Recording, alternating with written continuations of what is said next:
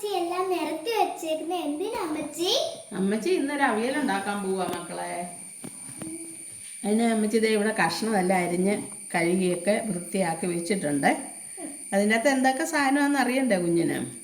അതിന് വെള്ളരിക്കയുണ്ട്, പടവലങ്ങയുണ്ട്, ഏത്തക്കായുണ്ട്, മുരിങ്ങയ്ക്കായുണ്ട്, ക്യാരറ്റുണ്ട്, കോവയ്ക്കയുണ്ട്. ഇത്രയും സാധനങ്ങളുണ്ട് ഇതിൻ്റെ അകത്ത്. പിന്നെ നമുക്ക് വേണ്ടത് അമ്മ ഇവിടെ ചക്കക്കുരു വേവിച്ച് വെച്ചിട്ടുണ്ട്. അതിപ്പോൾ ചേർക്കത്തില്ലേ, അത് പിന്നീട് ചേർക്കുള്ളൂ അമ്മ. പിന്നെ പച്ചമുളകുണ്ട്, 3 പച്ചമുളക്, പിന്നെ മാങ്ങ. പിന്നെ ഇത് നമ്മുടെ അവിയലിൻ്റെ ലാസ്റ്റ് ചേർക്കാനുള്ള ഒരു മിനുക്ക് പണിയാണ്. പിന്നെ അല്പം മുളക് പൊടി, മഞ്ഞപ്പൊടിയും വേണം, വെളിച്ചെണ്ണ, നമ്മുടെ അരപ്പ്. അരപ്പിൽ എന്നൊക്കെയാ? തേങ്ങയുണ്ട്, 2-3 കറിവേപ്പില ഇട്ടിട്ടുണ്ട്, പിന്നെ ജീരകമുണ്ട്, ഉള്ളിയുണ്ട്. ഇത്രയും കൂടെ ചതച്ച് വെച്ചിരിക്കുന്നതാണ്. ഓക്കെ. അപ്പം നമുക്ക് അവിയൽ വെക്കാൻ തുടങ്ങിയാലോ ആർച്ചു? നമ്മൾ ഇന്ന് ഈ അവിയൽ ഈ ചീനച്ചട്ടിയിലാണ് വെക്കുന്നത്. ഇന്ന് കുറച്ച് അവിയലേ ഉള്ളൂ, കഷ്ണേ ഉള്ളത് കൊണ്ടാണ്. ആദ്യം നമുക്ക് വെളിച്ചെണ്ണ ഒഴിച്ച് കൊടുക്കാവേ.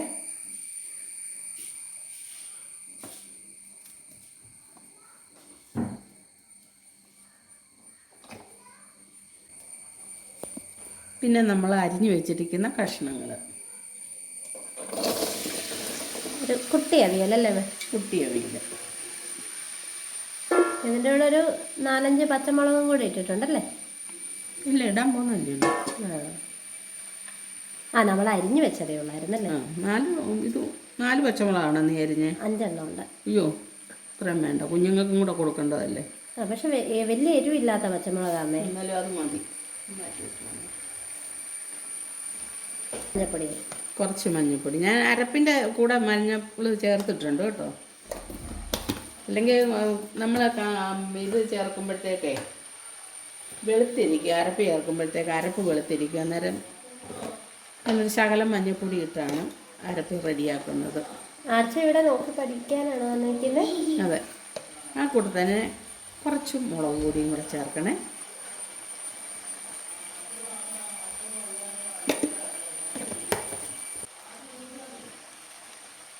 ആവശ്യമായിട്ടുള്ള ഉപ്പ്. ഞാൻ കൈക്കേ ഇടുകയുള്ളൂ, എനിക്ക് കൈക്കാണ് അളവ് അറിയാവുന്നത്. എനിക്കും അങ്ങനെയാ. സ്പൂണിലിട്ടാൽ അളവ് അറിയത്തില്ല. അത് നമ്മൾ അങ്ങനെ ശീലിച്ചത് കൊണ്ടായിരിക്കും അല്ലേ അമ്മ? ആ കറക്റ്റ് ആ അളവ് ഇങ്ങനെ കൈയും കൊണ്ട് ഇങ്ങനെ നമ്മൾ ഇടണം. ഈ കൂടെ കരിവേപ്പിലയുണ്ട് കേട്ടോ. കരിവേപ്പില ഞാൻ ഇട്ടതായിരുന്നേ. ഇതൊന്ന് തവിയില്ലാതെ ഇങ്ങനെയൊന്ന് കുടഞ്ഞ്, വെള്ളമൊന്നും ചേർക്കുന്നില്ല കേട്ടോ. വെള്ളം ചേർക്കാത്ത അവിയലാണേ. നമുക്ക് യോജിപ്പിച്ച് വെക്കണം അല്ലേ? അതെ. ഇത് വെള്ളം ചേർക്കാത്തതെന്ന് പറഞ്ഞു കഴിഞ്ഞാൽ ഈ കഷ്ണത്തിനൊക്കെ വെള്ളമുള്ള കഷ്ണമാണേ. വെള്ളരിക്കായും പടവലങ്ങായും ഒക്കെ വെള്ളം ഉള്ളതാണല്ലോ. പിന്നെ ഒത്തിരി കുഴഞ്ഞിരിക്കുകയും വേണ്ടല്ലോ. അതുകൊണ്ട് ഞാൻ വെള്ളം ചേർക്കാറില്ല. അരച്ച് കഴിയുമ്പോൾ അരപ്പിൻ്റെ കൂടെ അല്പം വെള്ളം ചേർക്കുമെന്നല്ലാതെ കഷ്ണം വേകാനായിട്ട് ഞാൻ വെള്ളം ചേർക്കാറില്ല. ഓക്കെ, നമുക്കിത് അടച്ച് വെച്ച് വേവിക്കാം. അപ്പോൾ നമുക്ക് അവിയലിൻ്റെ അടപ്പെടുത്ത് നോക്കാവേ. കഷ്ണം വെന്തോ ഇല്ലെന്ന് അറിയണ്ടേ? കേൾക്കണ്ട കൂട്ടുകാരെ, ഞാനൊരു അല്പം പോലും വെള്ളം ഒഴിച്ചതല്ലേ. എന്താ, കഷ്ണം എല്ലാം വെന്ത് വന്നിട്ടുണ്ട്. ഇനി നമുക്കിതിലേക്ക് ചക്കക്കുരു ഞങ്ങൾ കുക്കറിനകത്തിട്ട് 2 അടി അടിച്ചിട്ട് ഇങ്ങനെ തൊലി കളഞ്ഞെടുത്തതാണ്. പെട്ടെന്ന് വേകുകയും ചെയ്യും. നമുക്ക് ജോലി ലാഭമുണ്ട്, സമയലാഭമുണ്ട്. അതുകൊണ്ട് ഞങ്ങളിങ്ങനെ ചെയ്താണ് ചക്കക്കുരു എടുക്കുന്നത്. അതോടെ ഇതേ കൂടെ ചേർക്കുവാണേ. അന്നേരം അതിൻ്റെ തൊലിയെല്ലാം കംപ്ലീറ്റ് ആയിട്ട് മാറുകയും ചെയ്യും. നമുക്കൊരു പകുതി വേവായ ചക്കക്കുരു കിട്ടുകയും ചെയ്യും. അതുപോലെ തന്നെ ഈ അവിയൽ കഷ്ണം ഒരു 3/4 വേവേ ആയിട്ടുള്ളൂ കേട്ടോ. ഇനി മാങ്ങയാണ് ഈ കൂടെ ഇടുന്നത്. അതെൻ്റെ ആർച്ചിമോളാണ് മാങ്ങ ഇടുന്നത്. അവിയലിന് ടേസ്റ്റ് കൂടാൻ ആർച്ചി ഇടാവുന്നാ പറഞ്ഞ, കൈ പൊള്ളിക്കല്ലേ. ഇത് ഇതോടെ അങ്ങ് ഇട്ടാൽ മതിയടാ, കൈ പൊള്ളിക്കല്ലേ. ഓക്കെ. ആർച്ചിന്റെ മാങ്ങയിലാണ് നമ്മളുടെ അവിയലിന്റെ ടേസ്റ്റ് ഇരിക്കുന്നത്. ഇത് നമുക്ക് ഒന്ന് ഇളക്കി, മാങ്ങ വേകണമല്ലോ, നമുക്കൊന്ന് ഇളക്കി ഒന്നുകൂടെ ഒന്ന് മൂടി വെക്കാം. അവിയലിന് തൈര് ചേർക്കുന്നവരുണ്ട്. അതെ, പുളിക്ക് പകരം ഞാൻ തൈരൊന്നും ചേർക്കാറില്ല. മാങ്ങ ഉണ്ടെങ്കിൽ മാത്രമേ ഞാൻ അവിയൽ വെക്കാറുള്ളൂ, അല്ലെങ്കിൽ ഞാൻ അവിയൽ വെക്കാറില്ല.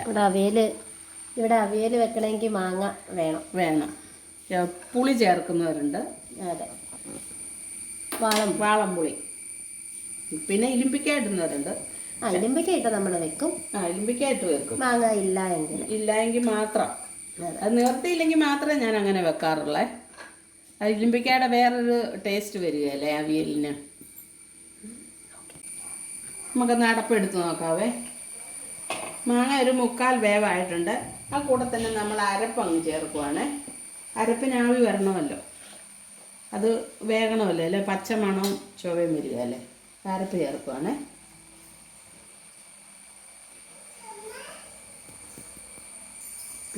അരപ്പ് ചേർത്ത് എന്നിട്ട് നമുക്കിതൊന്ന് തട്ടിപ്പൊത്തി വെച്ച് ഒന്നുകൂടെ ഒന്ന് ആവി കയറ്റാവേ.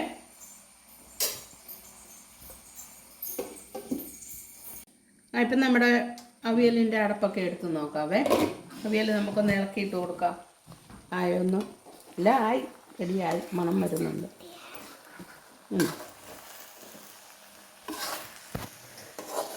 നല്ല സദ്യയുടെ മണം വരുന്നുണ്ടല്ലോ അമ്മ.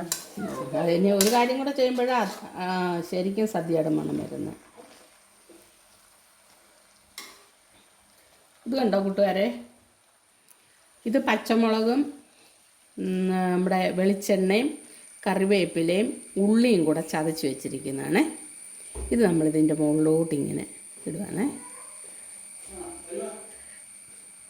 ഇതാണ് അവിയലിൻ്റെ ഏറ്റവും അവസാനം ചേർക്കുന്ന കാര്യം. നമ്മൾ അവിയൽ കഷ്ണം വെച്ചപ്പോൾ മുതലേ തീ കുറച്ചാണ് നമ്മൾ വെച്ചത്. തീ കുറച്ച തീ തന്നെ അവിയലിൻ്റെ കഷ്ണം വേകാവുള്ളൂ. ഒരുപാട് വെന്തും പോയില്ല കഷ്ണങ്ങൾ. ഇല്ല, അതേ കണ്ടോ, നിങ്ങൾ കണ്ടില്ലേ കൂട്ടുകാരെ? കണ്ടോ നല്ല ഇതായിട്ട് അല്ലേ, കുഴഞ്ഞു പോകാതെ. അതെ, അവയിലെല്ലാരും പറയും ഇങ്ങനെ കുഴഞ്ഞിരിക്കണമെന്ന് പറയും, എന്നാ ഒരു കുഴവുണ്ട് താനും. അതെ, ഉണ്ടോ? ഇനി ഉപ്പൊക്കെ നോക്കാം. അച്ഛനാണ് ഇന്ന് ഞങ്ങളുടെ അവിയലിന് പുളിയൊക്കെ നോക്കുന്നത്. കിട്ടിയോ? ചൂടുണ്ടോടാ? എങ്ങനെയുണ്ട്? നല്ല ടേസ്റ്റ് ഉണ്ടോ? ഉപ്പും പുളിയൊക്കെ കറക്റ്റ് ആണോ? ഓക്കെ ആണോ? ഓക്കെ. ഇത്ര ഉള്ളു കൂട്ടുകാരെ നമ്മുടെ അവിയല്.